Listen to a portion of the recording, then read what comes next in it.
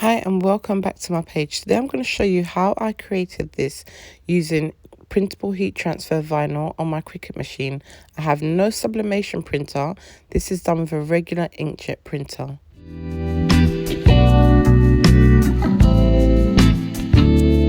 So firstly, to get the image, I use this website called Fabrica. You can get at least 10 free downloads. You can even do this for free before signing up. Any theme of images you want to find, you can find it under the graphics. I love it because anything I want to do, I will be able to find the image on Creative Fabrica. So in the search engine, so I'm just going to give you an example, not one I'm going to do first. So cars. If you like cars, just type in cars and then it'll show you all of the PNG images, also SVGs as well. I click on graphics just because there's so much on there, just so I can narrow down my selection. I've decided to go for a Valentine's theme t-shirt as it's very close to Valentine's Day. So I'll just search in Valentine's and so many different images, PNGs, SVGs will be available. And the great thing is that you can use these to sell. So you can print them on a t-shirt and sell them on your Etsy shop or on your website because they all come with a commercial license, which is great. So when using heat transfer printable vinyl, you need an image that has got solid outline. So not a faded outline. So that's what I'm looking for. Something that's got a really solid outline. These ones are so cute and they have solid outlines. You can see it right here. So many different images to go through. I'm with solid. That one, not so great because the outline's not solid. This one, really good, really good. So I'm going to pick one of these and then I'm going to show you how I designed this and print it onto my t-shirt. The only thing I find slightly frustrating is that when you download an image, a bulk image where they've got loads of images, there aren't any names on the images. So I don't know which one it is that I was looking for. So I have to open them up and see which one is the one that I was looking for in the beginning. As you can see, they're so bright, they're vibrant. These are meant to be for sublimation, but I'm going to go and use my printable heat transfer vinyl. So you can see this one here. It looks lovely. I'm going to go with this one. I'm loving the red and the leopard print combo. Once you find the one that you want, you just save it. So you click on File, Save As, save it into a document that you're going to know where to find it once you open Cricut Design Space, and give it a name that you're going to remember when you open Cricut Design Space. Open up Cricut Design Space. I am going to leave the Creative Fabrica link in the description and the image I use in case you want to replicate this. Once Cricut Design Space is open, you need to upload that image. So click on Upload and then go to Upload Image. This will open up your file folder. Wherever you saved it, you just get it out of there, double click and bring it onto Cricut Design Space. I always go to complex on this part to remove the background, even though the background has been removed, but just in case you have an image where the background isn't removed, go on to complex. So when you go onto preview cut image, you can see that the background has been removed. So there is no background. It is a transparent image, which is what we need. So all the dashed lines, like the boxes, mean that there's no background. So we just have our image, which is lovely. Once you're happy with the size orientation, you just go to continue. We're doing a print then cut image. So you go to upload. Once you click print then cut, it will bring it onto your dashboard. It does take a bit of time. My computer was moving really slow today. And there we go. So select it and then add to canvas right in the bottom right corner. And this will add it onto your canvas on Cricut Design Space.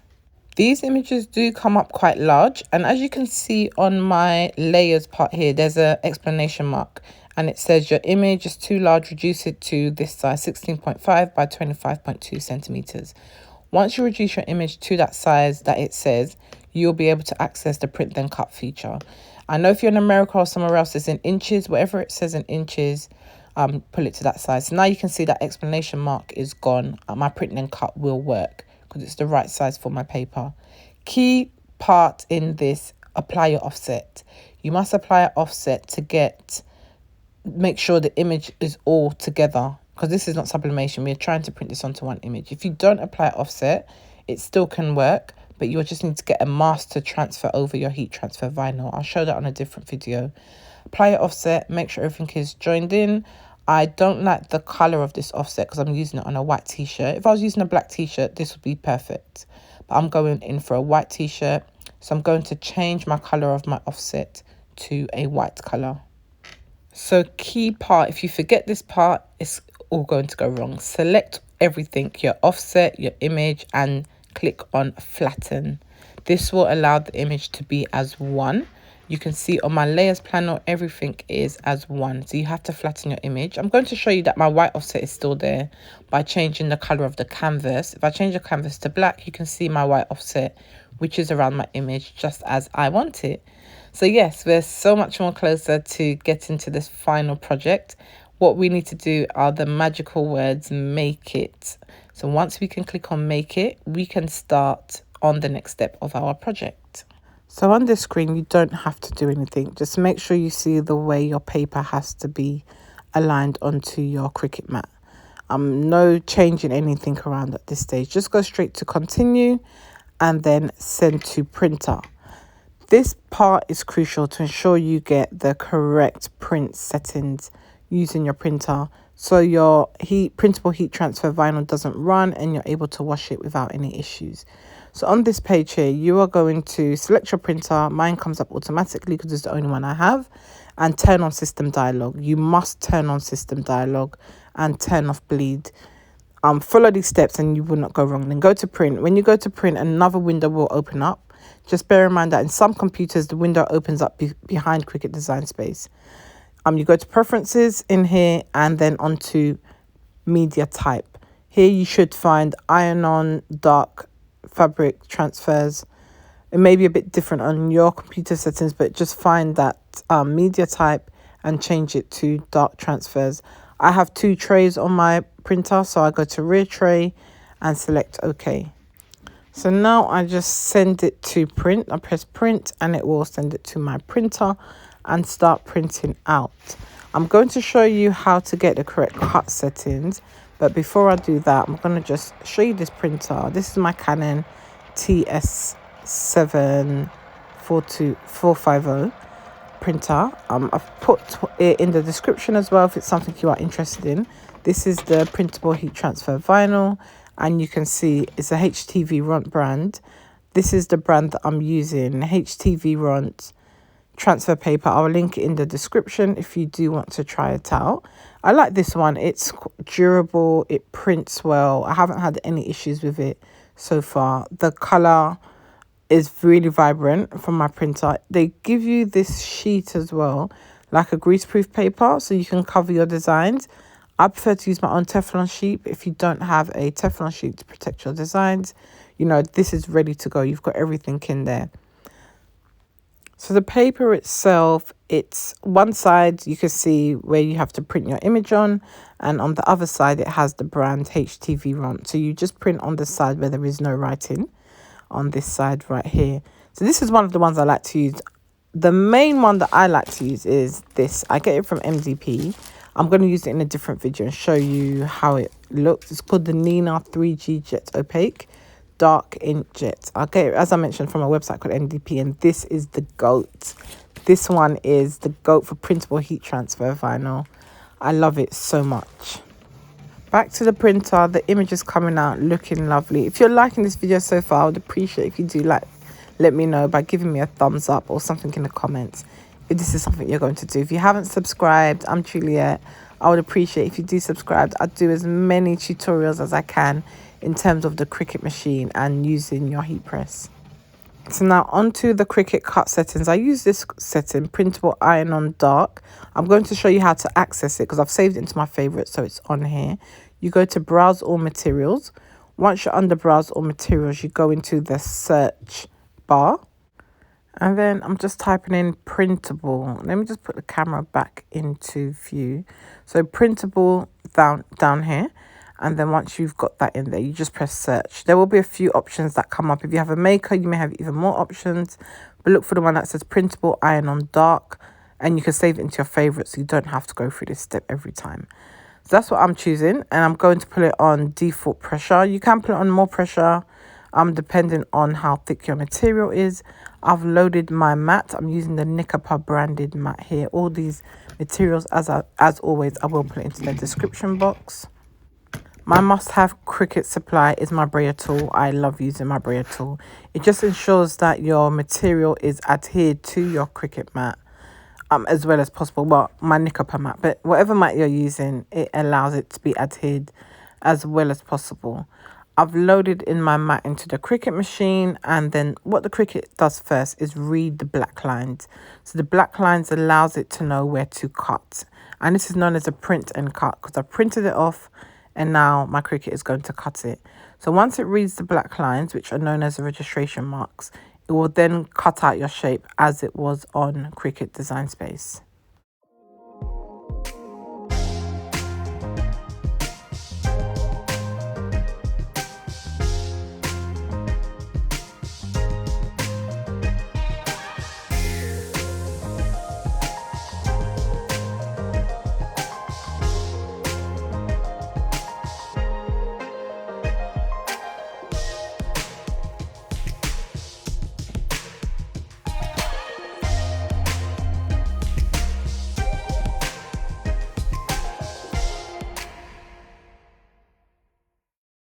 Time to weed the material. I'm using the Nikapa weeding tool here.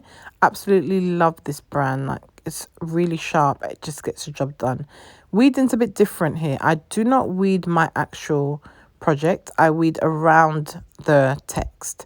So here I found this is the best way for me to ensure that I do not get any holes in my printable heat transfer vinyl, and it's just much easier to pick off the paper once everything has been removed.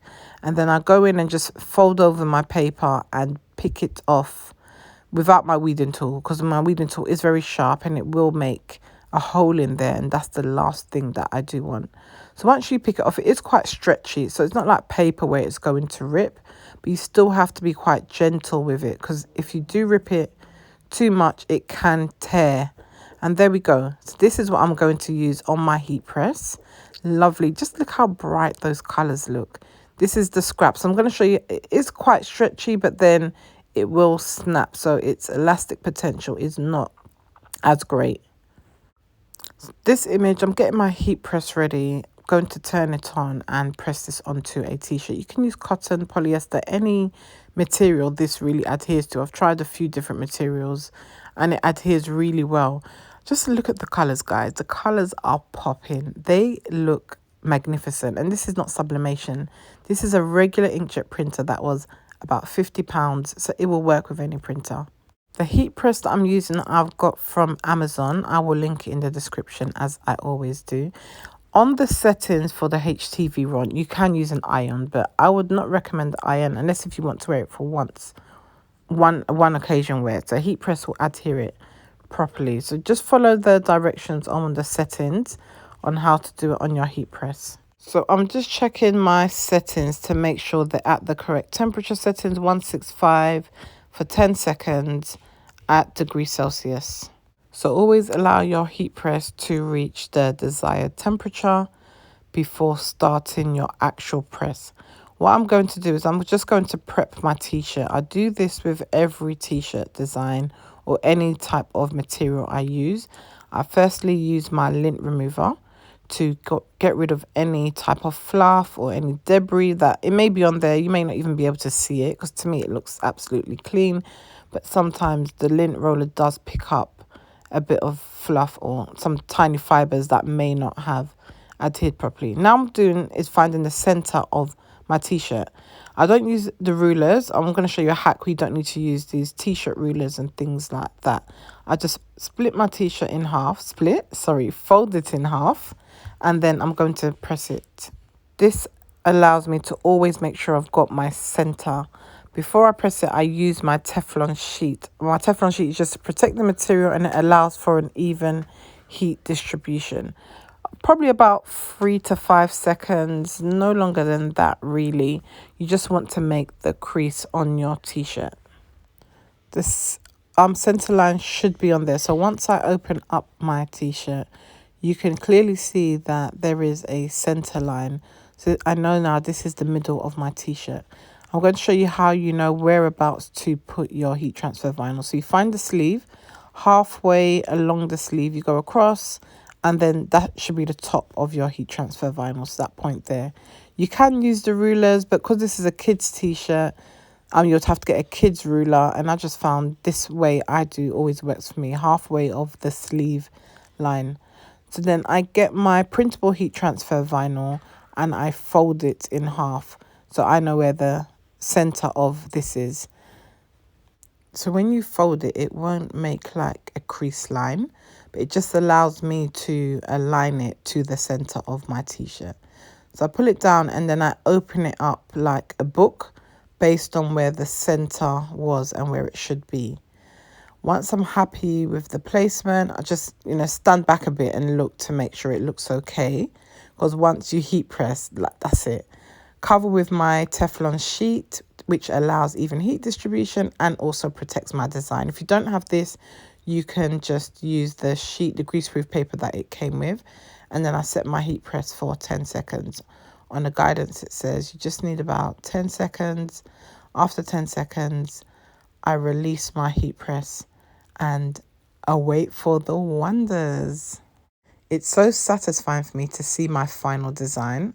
Look at that. Beautiful. Amazing.